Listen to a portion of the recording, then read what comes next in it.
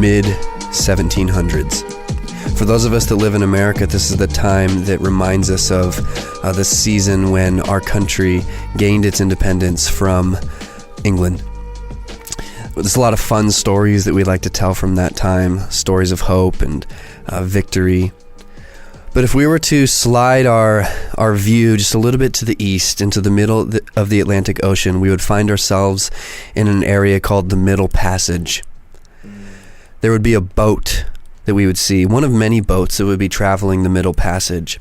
This boat would have began its journey in England, where goods that were valuable to the people of Africa were loaded onto this boat, and then it would travel to the African coast, where the captain of this boat would trade his goods for human souls, for people. He would trade them with English slavers who had traveled the African lands to capture and enslave people. He would trade them with African people who had captured their own countrymen and people from their continent. They would take these people and they would cram them like sardines, 450 to 600 people at a time, into one boat that certainly was not large enough to carry that many people. They would be stacked on their backs, sometimes stacked on top of each other, and it didn't matter if they needed to go to the bathroom because there was none to be had. The conditions on this boat, as it now traveled across the Middle Passage on its way to the Americas, were so vile that many would die just from the travel. The stench from these ships was so terrible that you could smell a slave ship from a mile away on the open ocean. The trip would take about 100 days. If they had complications, maybe more. If people died, they would throw them in the ocean without a funeral. If people were alive and they were just carrying too much cargo, they would throw these people into the ocean. One English court referred to this as just like throwing horses into the ocean. When they finally made their way to the Americas, these people would be sold into slavery to plantation owners.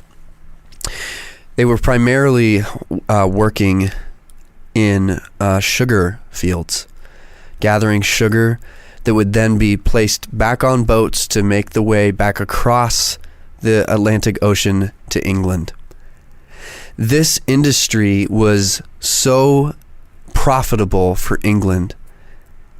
Much money was being made, and their tea was sweet.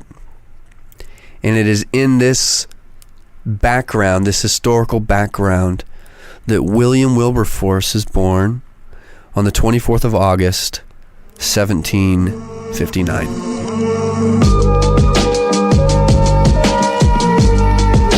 Hey everybody, welcome to Church History for Chumps. You just heard the handsome, sultry voice of my co-host Thomas Duell, and I'm John Simon. And yeah, that was a little bit of background for our topic today, William Wilberforce. And Tommy and I kind of did this fun little trade-off where last episode I kind of took the reins. This one's all you though, dog. So I'm just here to provide color commentary. Nice. And I knew a little bit about William Wilberforce. I knew he was involved in abolishing the slave trade, which is, shout out to him. Yep. A lot of gratitude Real there. one. Real one. That story you told, as a half-black American, I can say the depictions of slavery are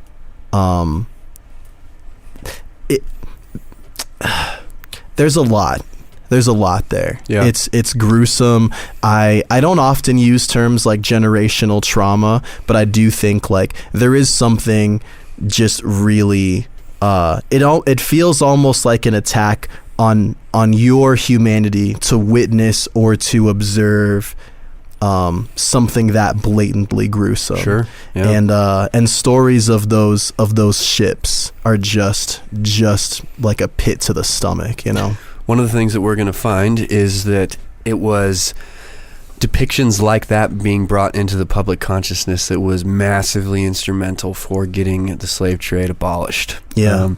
But we got a ways to go before we get there. Well, let's get there, man. Yeah.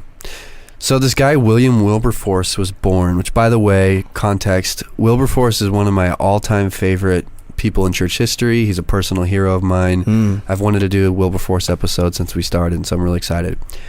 So he was born in this very luxurious, wealthy family in England in 1759.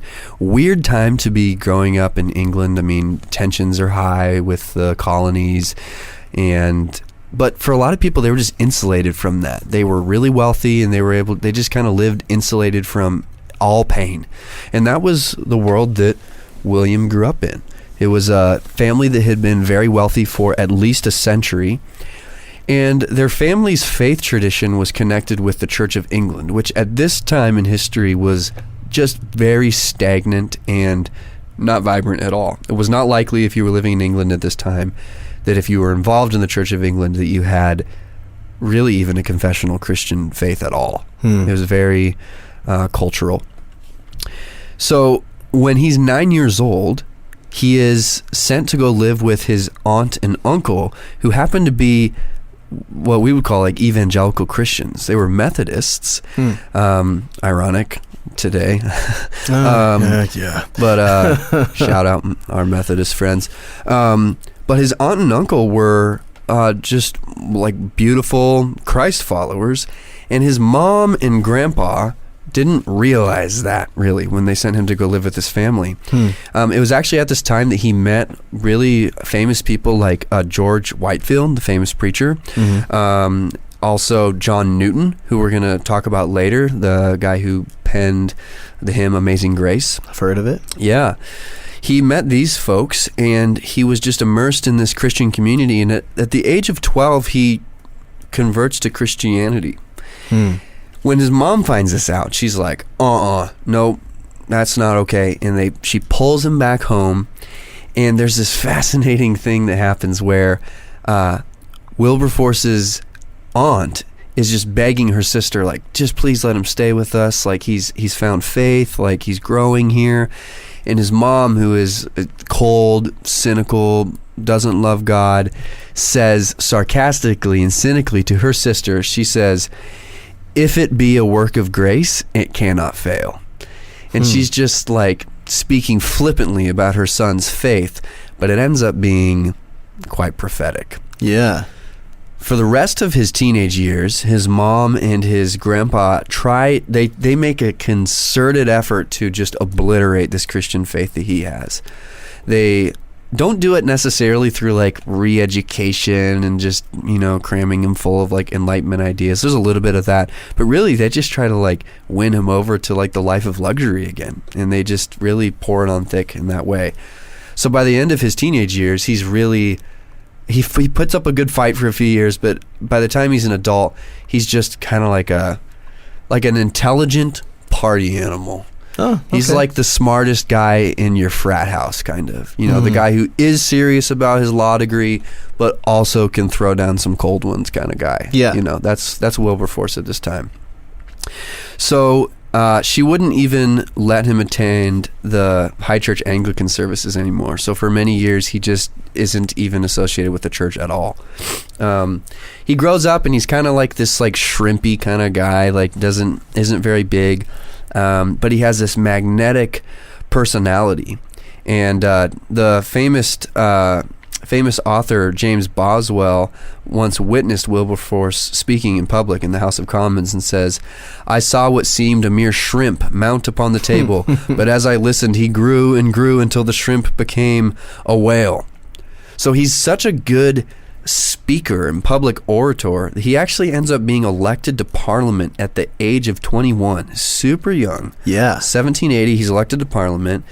And then within 3 years, he's elected to the prestigious contingency of Yorkshire County. I don't know why that's prestigious. Full disclosure, I've studied Wilberforce a lot, and I cannot wrap my mind around English government. It is so confusing to me as an American. Like, the whole parliament structure and how the prime minister plays in, and then you've got the monarchy. It's an enigma to me. I'm familiar that the king is before the queen and the queen is before the jack. That's about as far as I know. Okay. Yeah. That's solid, brother. Yeah. I'm glad to know that. And then you got the bishop and the rook. Okay, I'm falling behind, I think. But yeah. I think I just went from cards to chess. Oh, well. That's okay. So, he also at this time becomes really close friends with a man named William Pitt, who is even more dynamic than William. And his buddy, William Pitt, becomes prime minister at the age of 24. So if you think about it, within 3 years of Wilberforce entering Parliament, he is like just in the absolute thick of it. Like, he's in this powerful position. He's buddies with the prime minister. He's really on this path to probably a long life of wealth and power in Parliament. He's also really likes to party, like I mentioned, and spends a lot of time just investing a lot of his energy outside of Parliament into just throwing parties and like singing. And not that singing's bad, but he was just doing it to like show off. And people described him at this time as just having this quick temper and being like this spoiled, angry man. Okay. Then something interesting happens. In the spring of 1786, so this is, I think, 6 years after he enters Parliament, so he's 27 years old, he goes on this like cross-European road trip, basically. And he's riding in a carriage with this guy named Isaac Milner. Now, Isaac was actually, I believe, a former teacher of his when he was like a schoolboy. But Isaac was a prestigious mathematician, like superior intellect. He was also a Christian, and he had become a priest. And I'm not sure, I can't remember why they happened to like commit to like this basically year-long carriage road trip together. But he's stuck in a carriage with this confessing Christian. I believe Isaac was also a Methodist, which again is like kind of the confessional Christianity of the day. Yeah. And Wilberforce really liked the rhetoric and the argument, and he was just always kind of just poking at Isaac on the Christianity stuff. And Isaac told him one day, he's like, he said something like, I can't keep up with you in this kind of debate and the fire throwing and all that. But if you ever want to have like a serious conversation about Christianity, I would be willing to have that with you. And at one point in their travels, they come across this book. I can't remember what it's called, but it was some Christian literature. And Wilberforce asked Milner, he's like, hey, what do you think about this book? And Isaac said, it's actually one of the greatest books ever written. Like, wow. If you want to talk about it, we could read it together. And so they do. So by the time that he gets to the end of this road trip, he is in like a full-blown spiritual crisis. He hasn't quite returned to Christ yet, but he knows he needs to, and he's just really struggling. So it's in this moment that he seeks out one of the men that he met when he was a 12-year-old boy, John Newton. The fig. Yeah. Yeah. The fig himself. John is a fascinating character in history all on his own. He was both a slave and a slave trader. He was a white man. Wow. Who had been like, he started working on slave ships, I think since he was like a teenager. And at one point he like got himself in trouble on one of his travels and ended up being a slave for a while, which kind of brought him low. Yeah. He ends up being like liberated from that at some point, goes back to England, and then becomes the captain of his own slave ship, and then actively participates in the slave trade as a captain of a slave ship for a number of years. At some point along the way, after committing untold crimes against humanity in the vein of what I described at the beginning of this episode, John Newton becomes a Christian, and he actually ends up becoming a priest. So he's the guy who wrote Amazing Grace, which is just, if you didn't know the backstory behind that, it's so profound to know that the guy who wrote this story about God's amazing grace is a guy who like probably killed like hundreds of slaves on his ship, and also was going blind towards the end of his life, which brings new meaning to the was blind but now I see line of that song. So anyway, Wilberforce comes to him and he's basically like, okay, I'm ready to follow Christ, but I don't know what to do about this whole Parliament gig. Yeah. Because I'm having a hard time seeing how I can like be a Christian and also be a member of Parliament, because he sees like some great evils that are being committed in his day. And John Newton is, as this old, wise pastor speaking to this 27, 28-year-old man, is basically pressing him on a good kind of theology of vocation. He's just like, you know what? He uses language from like the book of Esther. He's like, this is kind of a for such a time as this moment for you. And he writes him this letter. I would recommend that you Google it, just John Newton's letter to Wilberforce. It's beautiful. It reads like a pastoral epistle right out of the New Testament. But there's this one line where he's really encouraging him to use his position for the glory of God. And he says, you are not only a representative for Yorkshire, you have the far greater honor of being a representative for the Lord, in a place where many know him not, and an opportunity of showing them what are the genuine fruits of that religion which you are known to profess. And so Wilberforce is like, all right, I'm in. I'm going to stay in Parliament, but I'm going to burn the candle on both ends, and I'm going to give it everything I got and use this power and my wealth to be an agent for change in my day.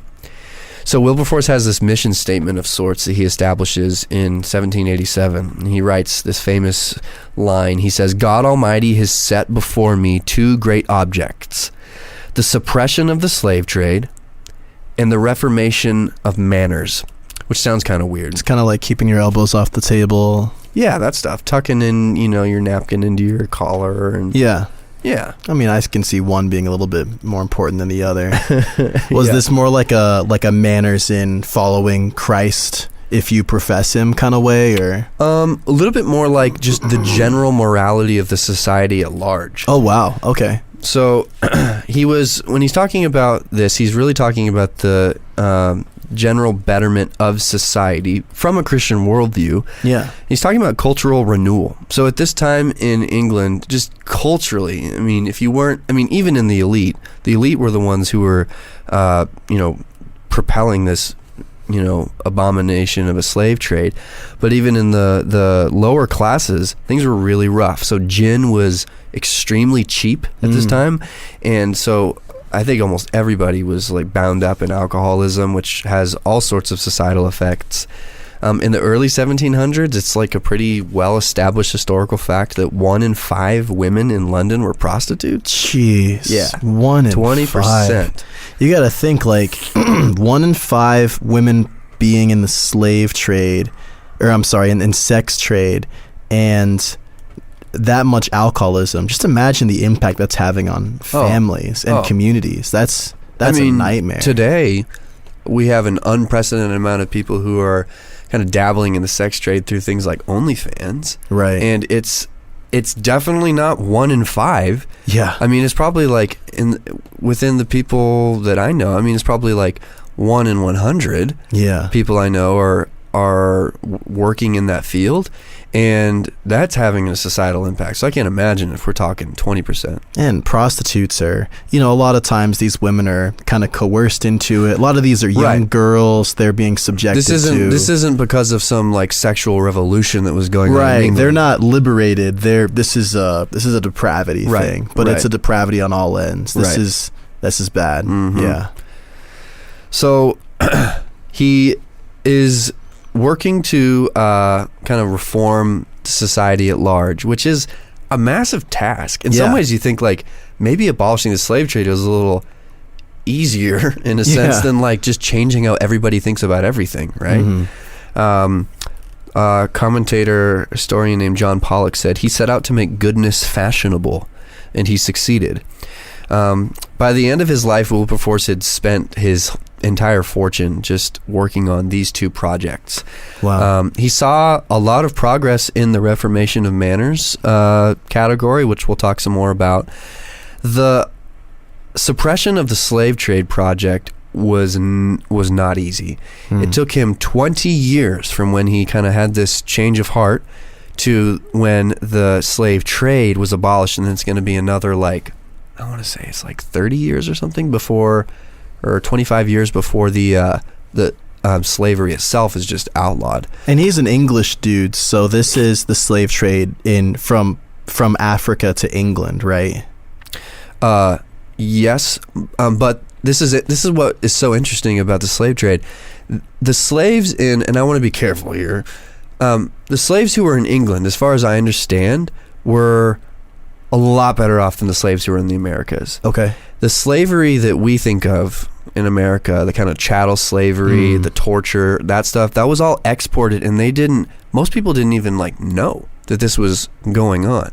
I mean, they knew that there was the slavery thing going on, but they didn't know the kind of boots on the ground realities of what was going on. It was just kind of like they were living in their, their shiny city, and everything's all gravy. Right.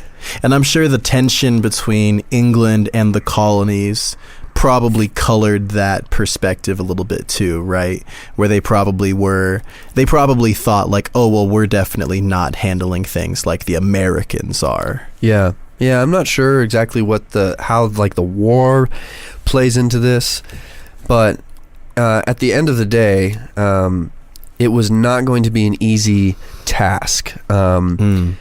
The slave trade was an integral part of the British economy. Maybe a helpful way to think about it is think about how much money we spend on defense in America, kind of our defense budget and all the money that's poured into every branch of our military, the weaponry development that we do. I mean, it really is a big driver of our economy.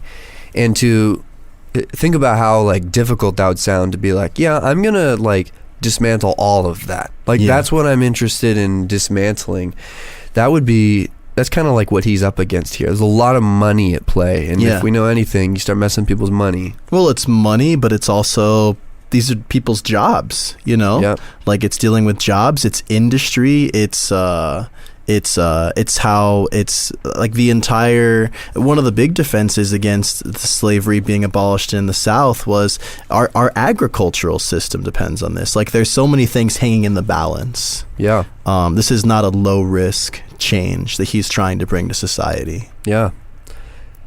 There's this interesting kind of, it's not really a side piece, it's actually really integral to the story.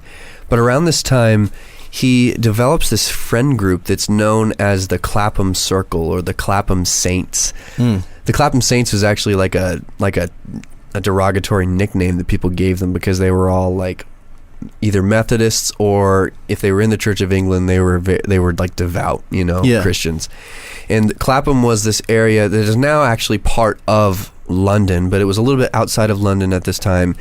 And basically, it was this really cool group of people who were either they were political elite, or they were poets or artists or thinkers, authors, who all gathered and lived kind of around this one city block or in this one town square. They all went to church together at I think it was called Holy Trinity Clapham, and they really just dug in together on this common project of the abolition of slave trade and the betterment of society.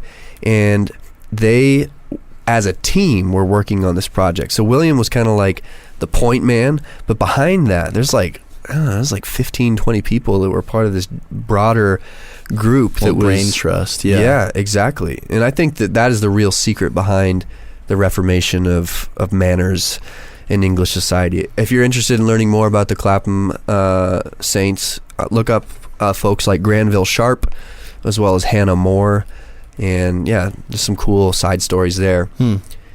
So in 1788, that's the first time, I think it's the first time that William gets ready to submit a bill to Parliament for the abolition of the slave trade. And he works so hard on it that he actually gets ill. He just falls ill because he's just, like I said, burning the candle at both ends. And it doesn't pass. And he tries again and again and again and again and again over the course of 20 years, and it never passes. And there's some heartbreaking stories in there too of times where he got really close. There was one time where he had actually figured out that he had enough support to get this thing to pass, and he, on the day where they were going to take the vote, his opponents basically got a bunch of opera tickets, and they go to the Parliament members who they knew were in support, and they were like, "Hey, we got you some free tickets to go to that." I mean, it's just the oldest trick in the book kind of crap. Seen it a million times. Yeah. And so there was enough men who were more willing to go to the opera than to abolish the slave trade, that they lost by 4 votes. Just heartbreaking. Man. Yeah. I hope it was a darn good opera. It probably wasn't. Oh, man. So, anyway, they find that they can't just, like, ramrod this through Parliament. It's just not, there's too much money tied up in it. These guys are bought and paid for by the lobbyists and the plantation owners. And, I mean, like I said, there's this massive economy behind this. Yeah. So the Clapham Saints, they realize, okay, if we're going to actually change something here, we have to change public perception.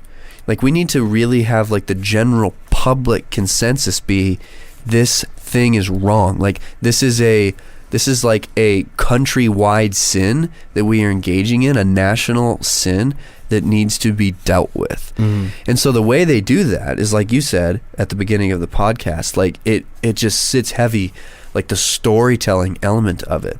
They start doing things like showing people like like taking people on a slave ship while it's at dock and being like, look at all this blood and like poop that's on the ground. Like, this is what people have to like lay in for 100 days. There was a man named Equiano who was a freed slave from Africa who spent a lot of his time and energy just bringing public attention to, this is what Equiano's work is really awesome. Look up Equiano as well. And then they also worked through art. And so there was like this coin that they had. I don't know if it was like a coin that could actually be used for like money, or if it was more kind of like a challenge coin kind of thing that people carried around. But it was a coin that had like an image of a slave like kneeling down with his hands bound, and on it says, "Am I not a man and a brother?" And so this artwork, this storytelling, this poetry, this working to tell people like, hey, like, I know you like to eat sugar, but here's where it's coming from. Yeah. That really started to have an effect. So it reminds me of have you ever seen the movie Selma before? I haven't seen Selma, no. Yeah. So Selma's interesting. It is, I think it's a very good movie. So obviously it talks about the widespread protests and marches that were led by Martin Luther King during the Civil Rights Movement. What I like about this one is, while it still has the emotional punch of a lot of these types of films, it also gets into the strategy of what was happening. Oh, yeah. And this movie is interesting because Martin Luther King is very explicit. Like, we want to march through an area where they're going to fight us because we want America to see how they treat us when we try to stand up to our like for our rights and whatnot. And like, that was a big part of America's kind of shifting position that led to the Civil Rights Act being passed, was they saw the atrocity firsthand. Yeah, that's important. And that's so interesting.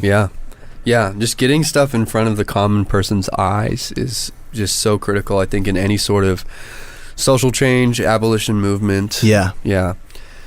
So fast forwarding, this ultimately 20 years of work later results in the Slave Trade Act being passed on March 25th, 1807.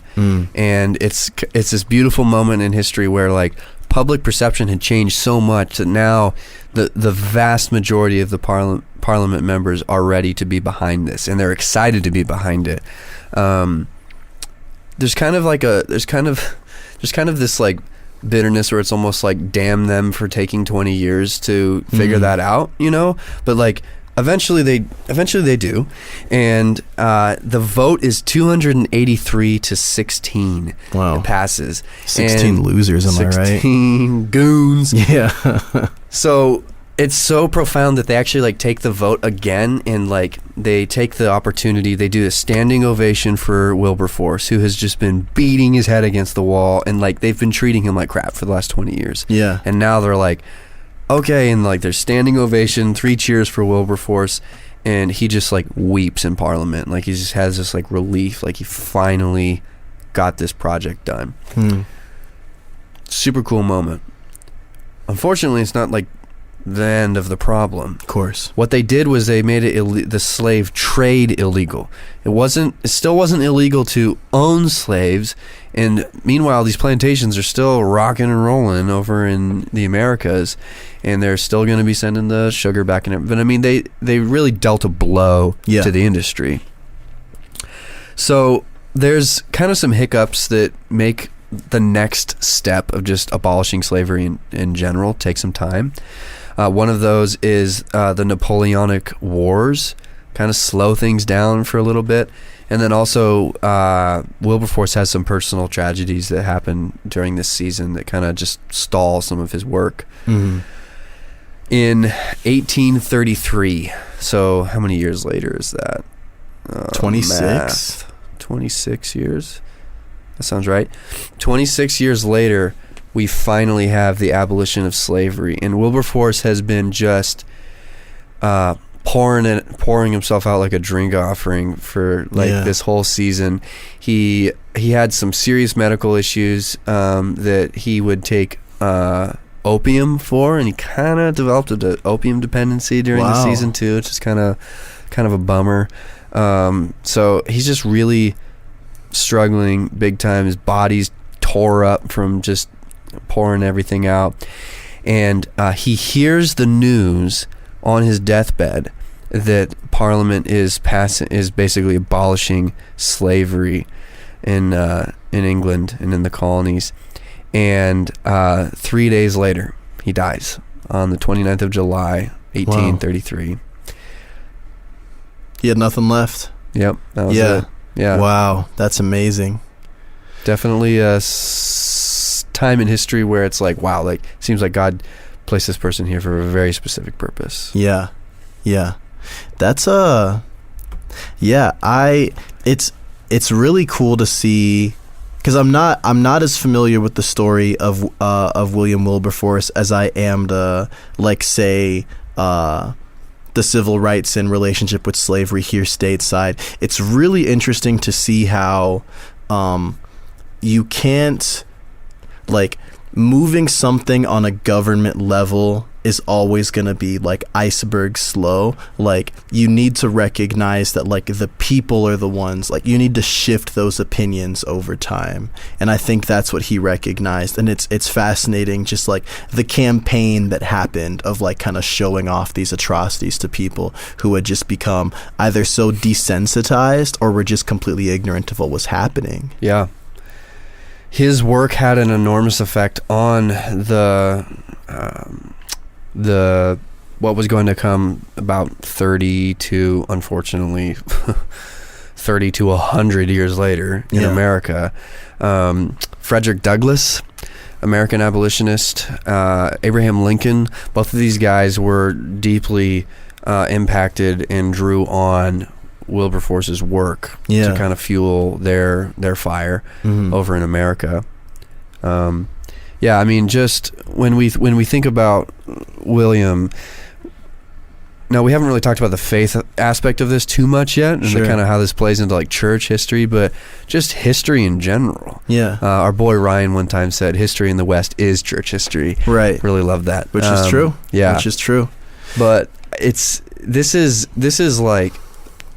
so pivotal in Western history, but also just global history in general. Well, I remember one of my favorite quotes from the late great Timothy Keller, and I don't even know if this is a quote as much as an idea, but he essentially said, human history has had slavery for forever. As long as we could create slaves or oppose slaves, we did. So the question that we have to ask ourselves is not why do we have slaves? It's why would you ever get rid of them? And I think that, that's the perfect bridge to talking about the faith element for William Wilberforce, because ultimately it's I mean, for us, it's fascinating because we're entering a culture that has such a weak stomach for anything that even looks like bigotry or prejudice, let alone slavery itself. But in this day and time, I mean, they're like, well, we can look back 100 years ago in our history and we had slaves in our country, and then we can look back to the people groups that formed this country and there was slavery, and then we can look back, back as far as humanity goes and there's slavery. So why would we ever not have slaves? And the question really does come down to what William Wilberforce suggested and what they used to have on those coins, which was is this black man, is this African not in fact also a brother of ours? That's a question that really does shake the framework of humanity. And we take it for granted now because of how far we've progressed, and I think the influence of Christianity on the humanism that is basically the modern day religion. But yeah, like these types of this idea that human beings have inherent value was not commonplace for a long time. Like, we are very privileged to have that kind of consensus today, because back then it just wasn't. Yeah. I think it's very telling that this was going on in a time in England's history where the state church was just hot garbage. I mean, there's just nothing vibrant or faithful going on there at all. So it doesn't surprise me that there's people who were just like a whole nation of people just patting themselves on the back that they were all good Christians, quote unquote.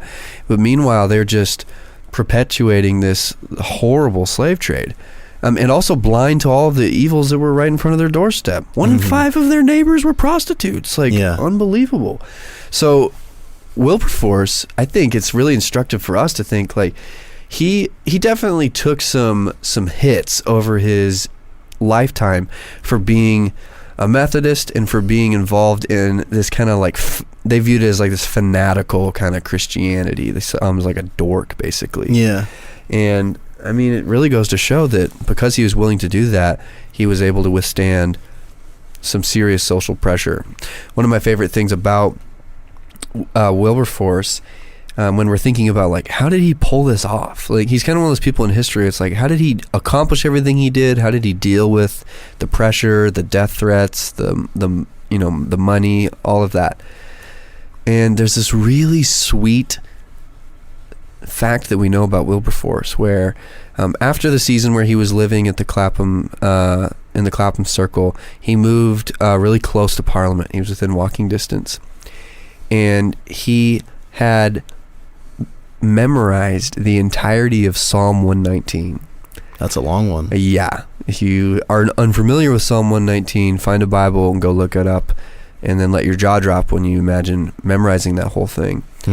He had figured out how to time it so he could leave Parliament or his house, doesn't matter which way he was going, and he would walk this certain path through a park on his way to and from, and he could recite the entirety of Psalm 119 on his way there. Psalm 119, its contents are exclusively about just valuing and treasuring God's word and his law and his commandments. Yeah. And to think of, like, I'm almost getting chills thinking about this. Like, that's the type of political leader I want in my country. Yeah. I want someone who has political power that God has instituted and given authority to rule with the sword, to be a person who is so just immersing themselves in the reality that God's way is good. Well, and that's, we can kind of show our cards as two reformed dudes who buy into this Dutch idea of sphere sovereignty, like working for the objective human good is something that his life was committed to, and it's something that fits very well within our philosophy. Like, he wasn't trying to banish slavery and also institute a state mandated church. Like, he was not trying to create a theocracy that out of which love for neighbor would flow. He recognized that as a government official, his responsibility was to seek that well-being for his community, and that's what he worked towards, and he allowed his Christian conscience to inform that, and that's what marked his life. And so amazingly, like, someone with no religious affinity can look at him as a political figure and be like, wow, this man was tremendously effective. What was driving him? Oh, look, it was the love of Christ. Yeah. It was Christ's ideal that humanity has inherent value that informed his political action. Yeah. I think it's a very subtle but critical difference or thing to note that it is absolutely due to the effects of Christianity and Christians that the slave trade was abolished. Yeah. There's no way around that. Like, secular commentators look at this and like, this is because of Christians, like 100%. So Wilberforce like knew that this could not happen without the church, but his method was not, oh, we need to get this done like by the church, meaning he didn't seem that interested in like trying to reform the Church of England or fix anything there. He found his crew, he found the people that love Jesus. He's like, let's do this really hard thing together, and then they just like gave their lives up to do it. Yeah. Which is, and while we can be so grateful to God that it was the conviction of Spirit-led people that things like atrocities like slavery have lost their place in Western civilization, at least these forms of slavery. Obviously, we still struggle with things like human trafficking in this day and age. It's still worth lamenting just how much traction slavery received in Christian time periods. And I do think you mentioned earlier, like, the Church of England was in a terrible place at this time. Like, people would widespread, I mean, this was still an era where identity as a Christian was widespread throughout the West. So all of these people were probably either baptized or catechized in some way, and yet they were still just completely enslaved, ironically, to just a lot of cultural sins. And these weren't even cultural sins like just like pride or animosity. Like, these people were slaves to alcohol and to base sexuality in really devastating ways. Because I mean, the thing about prostitution, like, there's obviously a lot of things wrong with it morally, but it's also just it's extremely unhealthy. It creates a high demand for abortions for women who are using their bodies like this. Like, there's so much manipulation, rape, sexual assault that happens. Like, this is just a den of everything wrong that could be happening. And it's a beautiful thing that someone who was moved by the Spirit of God was just like, look, guys, like, this is not what we're about. Yeah. Like, this is not what we're about. And yeah, I mean, we're grateful to God for this, dude. Yeah. You know? I think one of our big takeaways that we should have today is to not go like, oh, wow, that's so cool that Wilberforce, abolished the slave trade and everything's gravy now. Like, we should be asking God, what are the cultural sins of our day that we are just blind to? Yeah. That we need to have our eyes open to. And I'm sure there's things that that even you and I are just blinded to, that God, we pray, will open our eyes to. But whenever we're talking about this topic, I can't help but think about some of the ways that we are really our American culture, but not just American culture. This is kind of the effects of globalism.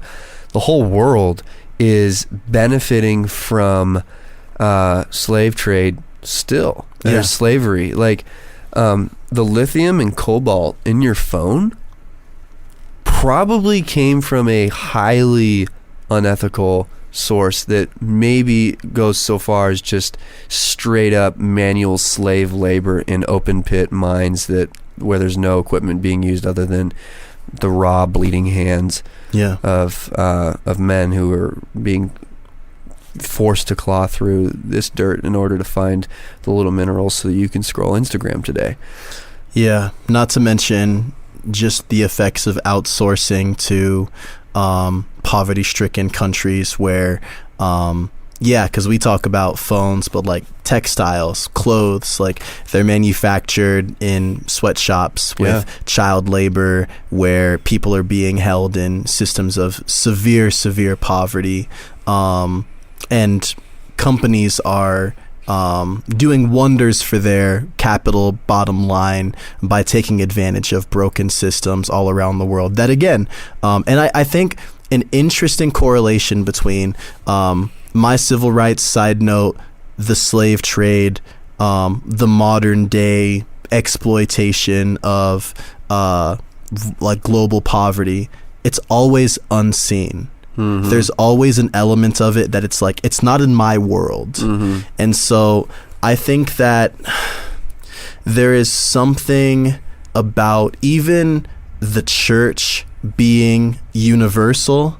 Like, we have our eyes open to the world around us. And I don't know what it looks like for something like that to grow.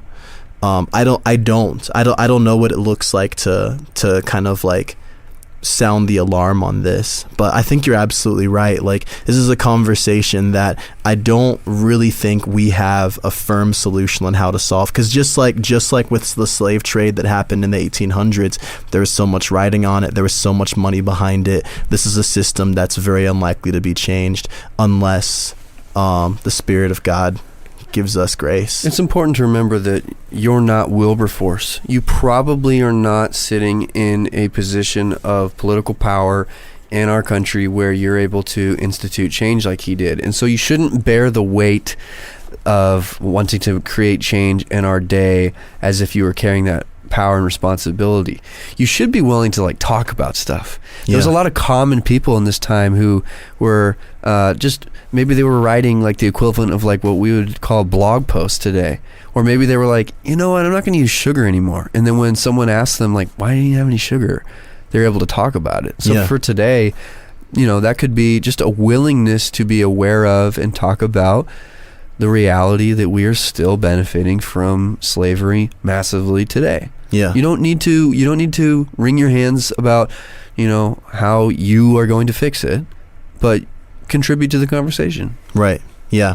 The dialogue has to be alive, because like we said, just as there was that consistent element of something atrocious being unseen, what changed it was light. Yeah. Was shining that light. And I don't know what that looks like.